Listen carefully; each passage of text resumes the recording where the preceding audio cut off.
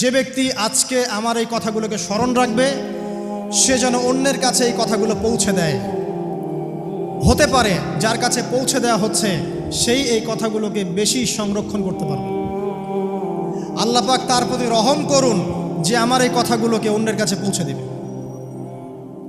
নবীজির ভাষণ। এরপর নবীজি বলছেন, জেনে রাখো নিশ্চয়ই তোমাদের পরস্পরের, মুসলিমদের পরস্পরের সম্পদ, পরস্পরের রক্ত, পরস্পরের এই যে জান মাল ইজ্জত, এগুলো একে অপরের জন্য হারাম।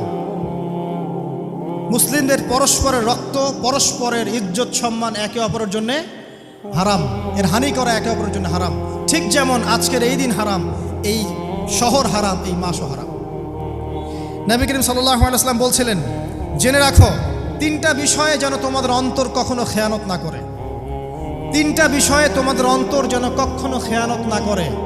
এক, তোমরা যে কাজটাই করবা শুধু আল্লাহ পাকের সন্তুষ্টির জন্য করবে। তোমরা যে কাজই করবে শুধু আল্লাহর সন্তুষ্টির জন্য করবে। তোমাদের শাসক বর্গের কল্যাণ কামনা করবে। তোমাদের শাসক বর্গের কল্যাণ কামনা করবে। 3 নাম্বার, মুসলিমদের জামাতকে আঁকড়ে ধরে রাখবে। মুসলিমদের ইউনাইটেড কমিউনিটিকে আঁকড়ে ধরে থাকবে। এই 3টা বিষয় পালনের ক্ষেত্রে তোমাদের অন্তর যেন খেয়ানত না করে। এদিন সূর্য ঢলে যাওয়ার পরে নবী সাল্লাল্লাহু আলাইহি ওয়াসাল্লাম আরও বললেন, শুনে রাখো হে মানব জাতি, এটা ভালো করে শোনেন, শুনে রাখো হে মানব জাতি, নিশ্চয়ই আমি মুহাম্মদ সাল্লাল্লাহু আলাইহি ওয়াসাল্লাম জাহেলি যুগের যত কুপ্রথা আছে সমস্ত কুপ্রথাকে আমার পায়ের তলে পিষ্ট করে গেলাম। জাহেলি যুগে কি ছিল ভাই? শিরিক ছিল, সুদ ছিল, মাদক ছিল, নারীর অবমাননা ছিল, কন্যা সন্তানকে দাফন করা হতো, রক্তক্ষয়ী হানাহানি মারামারি কাটাকাটি ছিল। এগুলো সব কিছুকে আমি আমার পায়ের তলে দাফন করে গেলাম। এটা কি দাফন হয়েছে? তিনি বলছেন, নিশ্চয়ই আমি জাহেলি যুগের সুদকে আমার পায়ে তলে পিষ্ট করে যাচ্ছি। সর্বপ্রথম যার সুদ আমি পিষ্ট করছি তিনি হচ্ছেন আব্বাস ইবনে আব্দুল মুত্তালিব, আমার চাচার সুদ। নিজের পরিবার থেকে দৃষ্টান্ত স্থাপন করলেন। তিনি আরও বললেন, হে উপস্থিত জনগণ, তোমরা মেয়েদের ব্যাপারে সতর্ক থাকবে এবং তোমাদের স্ত্রীদের ব্যাপারে সতর্ক থাকবে, তাদের হকের ব্যাপারে সতর্ক থাকবে, কেননা তোমরা তাদেরকে আল্লাহর কালিমার মাধ্যমে হালাল করে নিয়েছো। অতএব তাদের ব্যাপারে তোমরা সতর্ক থাকবে। তোমাদের উপর তাদের হক হচ্ছে তোমরা যা খাবে, যা পরবে, তাদেরকেও তাই খাওয়াবে, তাই পরাবে। আর তাদের উপর তোমাদের হক হচ্ছে তারা তোমাদের বিছানায় এমন কাউকে আসতে দিবে না যাদেরকে তোমরা অপছন্দ করো। নবী করিম সাল্লাল্লাহু আলাইহি ওয়াসাল্লাম আরও বলছেন, এই দিন আইয়ুহান নাস, হে মানব জাতি, তারাকতু ফিকুম আমরাইন, জেনে রাখো আমি তোমাদের সামনে মাত্র 2টো বস্তু ছেড়ে গেলাম। কয়টা বস্তু? লান তাদিল্লু মা তামাসসাকতুম বিহিমা, তোমরা কোনোদিন পথভ্রষ্ট হবে না যতদিন এই 2টা বস্তুকে আঁকড়ে ধরে থাকবে। কিতাব আল্লাহ, আল্লাহর কিতাব, ওয়া সুন্নতি নবীহি, এবং তার নবীর সুন্নাহ। তিনি আরও বললেন, আল মুসলিম, জেনে রাখো প্রকৃত মুসলিম সে ব্যক্তি, মান সালিমাল মুসলিমুনা মিন লিসানিহি ওয়া ইয়াদিহি, যে ব্যক্তির হাত এবং জবান থেকে অন্য মুসলিম নিরাপদ থাকে সেই ব্যক্তি হচ্ছে প্রকৃত মুসলিম। আল মুহাজির, আর প্রকৃত মুহাজির সে ব্যক্তি, মান হাজারা মা নাহাল্লাহু আন, আল্লাহ পাক যা নিষেধ করেছেন সেখান থেকে যে দূরে থাকে সেই ব্যক্তি প্রকৃত মুহাজির, মানে হিজরতকারী। তিনি আরও বললেন, মনে রেখো আমি তোমাদের সবার আগে হাউজে কাউসারে চলে যাব, সুবহানাল্লাহ, এবং সেখানে আমি তোমাদের জন্য অপেক্ষা করতে থাকব। অতএব শোনেন, অতএব তোমরা আমার চেহারাকে কালিমালিপ্ত করো না, মানে আমার চেহারায় কালিমালিপ্ত করো না, আমার নাম নষ্ট করে দিও না। আমি তোমাদের সংখ্যাধিক্য দেখে আল্লাহর কাছে গর্ব করব, আমাকে তোমরা অপমানিত করো না। আজকে কি আমরা তার দায়িত্ব পালন করে উম্মাহ হতে পেরেছি? নবীজি বলেছেন, তা আমার চেহারাকে কালিমালিপ্ত করো না, সুবহানাল্লাহ। তিনি বলছেন, ওই সময় কিছু মানুষ থেকে আমি মুক্ত হয়ে যাব আর কিছু মানুষ আমার থেকে মুক্ত হয়ে যাবে। বলা হলো, কারা ইয়া রাসূলুল্লাহ? তিনি বলছেন, আল্লাহ পাককে আমি বলবো, ইন্নাহুম মিন্নি, হে আল্লাহ এরা আমার উম্মাহ, এরা আমার উম্মত, আমার সাহাবী।